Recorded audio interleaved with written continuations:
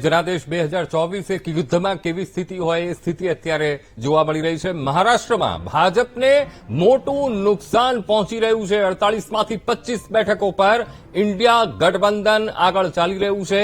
તો મહારાષ્ટ્રમાં ભાજપને ખાસું એવું નુકસાન। 2019ની જો વાત કરવામાં આવે 2019માં ભાજપને 41 સીટો 48માંથી 41 સીટો મળી હતી। કોંગ્રેસના ખાતે 1 સીટ ગઈ હતી અને અન્ય પક્ષોના ફાળે 6 બેઠકો ગઈ હતી। પણ અત્યારે જે 2024ની જે સ્થિતિ જે પરિણામો જોવા મળી રહ્યા છે એમાં ભાજપને મોટું નુકસાન પહોંચી રહ્યું છે। ગમે તેવા રાજકારણના દાવપેચ મહારાષ્ટ્રમાં ખેલાયા પણ અત્યારે પરિણામો જે આવી રહ્યા છે એ પરિણામો અત્યારે ભાજપ માટે ખૂબ જ વિપરીત આવી રહ્યા છે। કારણ કે 48 બેઠક અને 48માંથી 25 બેઠકો પર ઇન્ડિયા ગઠબંધન એ મજબૂતીથી આગળ વધી રહ્યું છે। વાત કરીએ રાયબરેલી સીટ પર રાહુલ ગાંધી 70,000 મતથી આગળ વધી રહ્યા છે। લીડ અહીંયા સતત વધી રહી છે। સવારથી રાહુલ ગાંધી વાયનાડ અને રાયબરેલી બેઠક પર આગળ વધી રહ્યા હતા અને હવે રાયબરેલી સીટ પર લીડ વધી રહી છે। 70,000 મતથી આગળ વધી રહ્યા છે। તો યુપીમાં પણ ક્યાંક ને ક્યાંક ભાજપને નુકસાન પહોંચ્યું છે। આ 2024 વર્સિસ 2019ના મેં આપને કર્ણાટકના વલણની જો વાત કરવામાં આવે 2024 અત્યારે ભાજપ 18 બેઠક પર લીડ મેળવી રહ્યું છે, જે 2019માં 25 બેઠક પર એ આગળ હતું। 25 બેઠક તેણે મેળવી હતી। કોંગ્રેસે 1 બેઠક, અન્ય પક્ષના ફાળે 1 બેઠક। ત્યારે અત્યારના જે પરિણામો આવ્યા છે અત્યારના પરિણામો ખૂબ વિપરીત। મહારાષ્ટ્રની વાત કરીએ 2019માં ભાજપ 41, કોંગ્રેસ 1 અને અન્યના ફાળે 6। અત્યારે 2024 ભાજપ 12, કોંગ્રેસ 9 અને અન્યના ફાળે 27 સીટથી લીડથી આગળ વધી રહ્યું છે। મહારાષ્ટ્રમાં ખૂબ મોટું નુકસાન ભાજપને અત્યારે થતું હોય તેવું જોવા મળી રહ્યું છે। કારણ કે 2019ની સ્થિતિ કંઈક જુદી હતી। એમાં મહત્તમ સીટો એ ભાજપના ફાળે હતી। 48માંથી 41 સીટો ભાજપે હાંસિલ કરી હતી અને કોંગ્રેસના ફાળે માત્ર ને માત્ર 1 સીટ। પણ 2024માં ખૂબ જ વિપરીત પરિણામ। ભાજપ 12 સીટ ઉપર અત્યારે લીડથી આગળ વધી રહ્યું છે। કોંગ્રેસના ફાળે 9 છે। પણ અન્ય જે પક્ષો છે અન્ય પક્ષોએ મહારાષ્ટ્રમાં ખૂબ જ મજબૂત સ્થિતિમાં અત્યારે જોવા મળી રહ્યા છે। કારણ કે 27 બેઠક પર અન્ય પક્ષો આગળ વધી રહ્યા છે।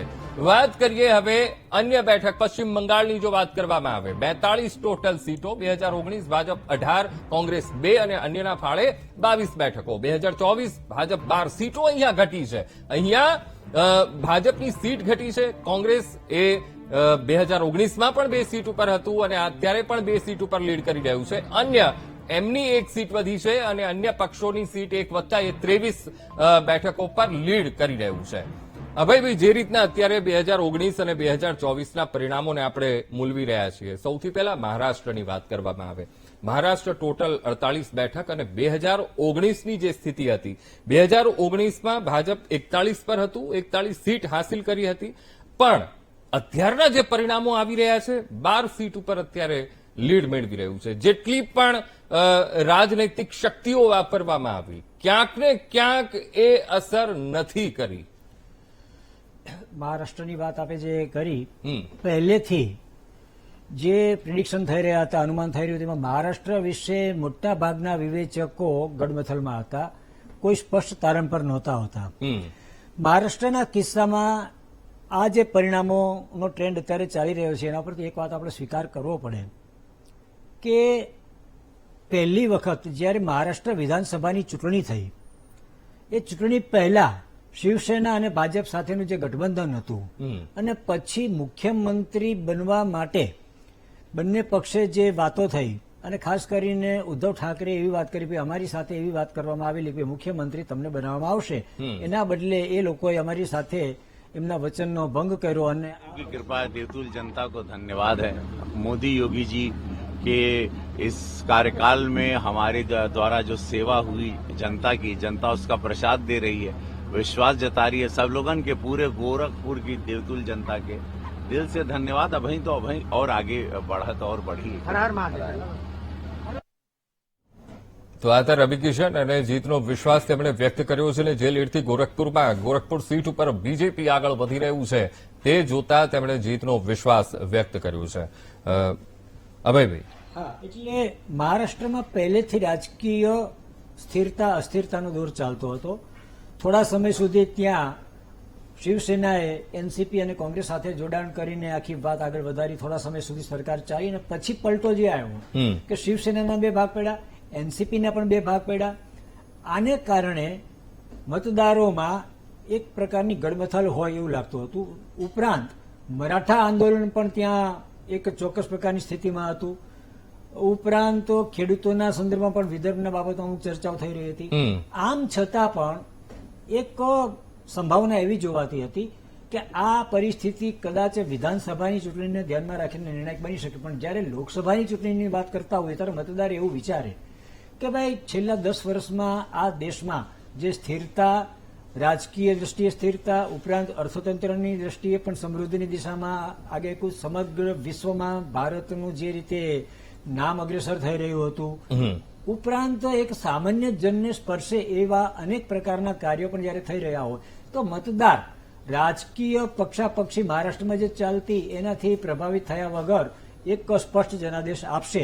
પરંતુ આ ધારણા બિલકુલ સદંતર ખોટી પડી છે અને મહારાષ્ટ્રમાં જેમ યુપીમાં એક પ્રકારનો ઉલટફેર થઈ રહ્યો છે એ પ્રકારે મહારાષ્ટ્રમાં પણ થઈ રહ્યું છે અને મહારાષ્ટ્ર કદાચ ઉત્તર પ્રદેશ પછી બીજા ક્રમે આવે છે. હવે જયારે આવા 2 મોટા રાજ્યોમાં ઉલટફેર થાય તો સ્વાભાવિક જયારે 325, 350 કે 400 ની વાત આવે તો એ આંકડો પામવો, એને માટે હું એમ માનીશ કે ઉત્તર પ્રદેશ, બિહાર અને મહારાષ્ટ્ર બહુ જ એમને પોતાની જે ભૂમિકા ભજવી છે એ ધારણા કરતા બિલકુલ વિપરીત પ્રકારની પરિસ્થિતિની ભૂમિકા છે. રાજુભાઈ, અહીંયા જે રીતે મહારાષ્ટ્રના જે પરિણામો આવી રહ્યા છે, 2019ની પરિસ્થિતિ ખૂબ બીજેપીની મજબૂત, બીજેપીએ 48માંથી 41 બેઠકો પર જીત હાંસલ કરી હતી. પણ અત્યારે 2024ના અત્યારના જે પરિણામો જે જોવા મળી રહ્યા છે, 12 બેઠક પર માત્ર ને માત્ર 12 બેઠક પર અત્યારે લીડ કરી રહ્યું છે. ત્યાંના સ્થાનિક પક્ષો અત્યારે મજબૂત સ્થિતિમાં જોવા મળી રહ્યા છે, કારણ કે 2019માં 6 બેઠકો ઉપર એ લોકોએ જીત હાંસલ કરી હતી, પણ અત્યારે તો 27 બેઠક પર લીડ કરી રહ્યા છે. કેવી રીતે પહોંચશો?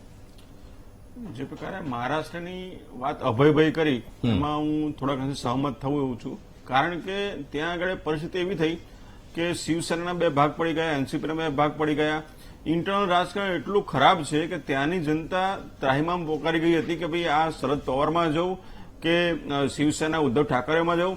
પરંતુ એક વતલો રસ્તો એ હતો કે ભાઈ નરેન્દ્રભાઈને સ્વીકારીને બધાએ ચાલવું. એટલે આ રાષ્ટ્રીય લેવલની ચૂંટણી હોય છે તો નરેન્દ્રભાઈને સ્વીકારીને ચાલવું જોઈએ, પણ સ્થાનિક પ્રશ્નો પણ ત્યાં આગળ ઇફેક્ટ કરતા હોય છે. તો એનું આ પરિણામ છે કે મહારાષ્ટ્રમાં અત્યારે જે કંઈ એનડીએમાં માઇનસ થઈ રહ્યું છે એમાં સ્થાનિક પ્રશ્નોના કારણે જ આ પ્રકારની તકલીફ ઉભી થઈ છે. એટલે મને લાગે છે ક્યાંક ને ક્યાંક જનતાને કન્ફ્યુઝ તો નથી કરીને, કારણ કે તમે કીધું શિવસેનાના 2 ભાગ પાડ્યા, એ 2 ભાગ કેવી રીતે થયા? હવે ભાઈ લગભગ એ બધાને ખબર જ છે. ત્યાં આખી જે રાજકીય પરિસ્થિતિ જે ઉથલપાથલ થઈ એની પાછળનું કારણ પણ દેશની જનતા કે મહારાષ્ટ્રની જનતા જાણે જ છે. એટલે જ કદાચ આ પ્રકારના પરિણામો એ મહારાષ્ટ્રની જનતાએ આપ્યા છે. એક વસ્તુ સ્પષ્ટ છે, આમાં આપણે સ્પષ્ટતા ઉપર જ આવવું પડે કે આપણે વિધાનસભાની જે છેલ્લે મહારાષ્ટ્રમાં ચૂંટણી થઈ એને કેન્દ્રમાં રાખીને સમીક્ષા જો થાય તો મને એમ લાગે છે કે મતદારોનો આ જે અભિગમ છે સાચો કે ખોટો. જ્યારે મહારાષ્ટ્રમાં વિધાનસભાની ચૂંટણી થઈ ત્યારે તો શિવસેના અને ભાજપ સાથે હતા અને મતદારોએ એ બંને પક્ષોને શાસન કરવા માટે એક તક આપી. હવે આ પરિસ્થિતિમાં મતદારોનો જે અભિગમ હતો, મતદારોનો જે નિષ્કર્ષ હતો એનાથી વિપરીત જઈને શિવસેનાએ તો એનસીપી અને કોંગ્રેસ સાથે જોડાણ કર્યું, જે સામાન્ય રીતે મતદારોને અભિપ્રેત નહોતું. કારણ કે મહારાષ્ટ્ર વિધાનસભાની ચૂંટણીનું પરિણામ સ્પષ્ટ હતું.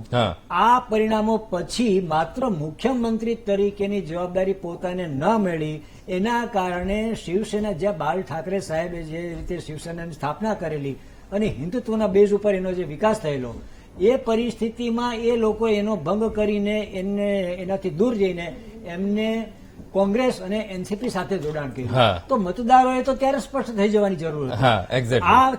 આ સ્થિતિ પછી પણ હવે જયારે ફરીથી એમાં ચેન્જ આવ્યો તો મતદારોએ આવું શા માટે ન વિચાર્યું એ મૂંઝવણનો વિષય છે કે ભાઈ આપણે આ ચૂંટણી જે કરવાની છે એ દેશની સ્થિરતા માટે કરવાની છે, દેશને એક ચોક્કસ પ્રકારના વિકાસના પરિમાણો પર પહોંચાડવાની જયારે આખી વાત કરવાની હોય તેમાં મહારાષ્ટ્ર જેવું રાજ્ય કે જે હજી હમણાં સુધી ઓરિજિનલ શિવસેના અને ભાજપની સાથે હતું, એ આજે આ પ્રકારની પરિસ્થિતિમાં એનસીપી સાથે જાય કે જો માને કે જવું હતું તો પછી મહારાષ્ટ્રની વિધાનસભાની ચૂંટણી જયારે થઈ ત્યારે એમાં એ પ્રકારના નિષ્કર્ષ ઉપર આવવાની જરૂરત, પણ એવું ન થયું.